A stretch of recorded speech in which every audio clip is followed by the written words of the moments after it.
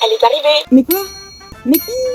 Mais elle, la quête du théâtre Émile Loubert Montélimar. La nouvelle programmation a pris un nouveau souffle avec l'arrivée d'un nouveau directeur jeune et dynamique. Et crois-moi, il y a des nouveautés là-dedans.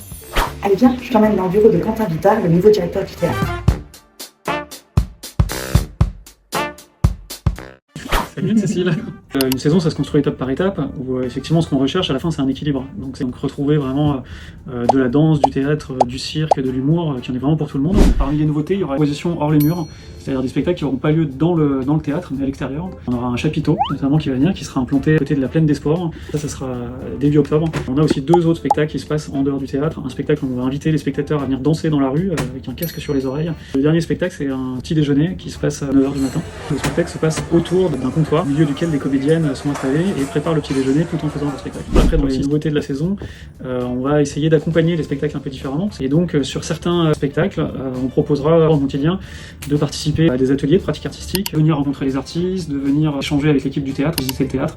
Plein de choses en médiation culturelle vraiment autour de cette saison. J'ai beaucoup de coups de cœur à partager avec toi. Le premier spectacle de la saison, en fait, tout simplement, un spectacle qui s'appelle Vol et Divol, qui est un spectacle de théâtre assez génial. On raconte l'histoire d'un Anglais qui a décidé un jour de participer aux Jeux Olympiques d'hiver, qui s'est mis au saut à ski intensivement et il a vraiment réussi à participer aux Jeux Olympiques. C'est une histoire vraie.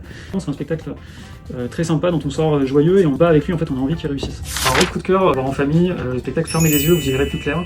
C'est un spectacle de peinture en direct. C'est deux street artistes, Ella et Pitre, qui nous emportent dans leur univers à eux, en fait, dans leur personnage, un peu burlesque, un peu rigolo, et qui donne envie de venir et de revenir au théâtre. Alors, je pense que la culture élitiste n'a pas sa place. Il n'y a pas de niveau de spectacle.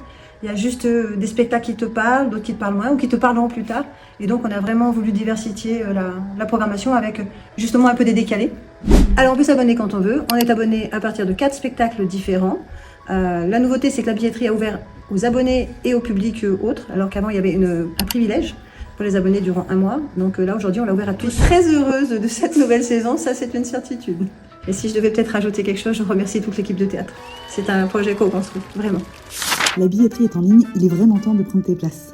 Sur ce, je te laisse, moi je vais aller prendre mes billets.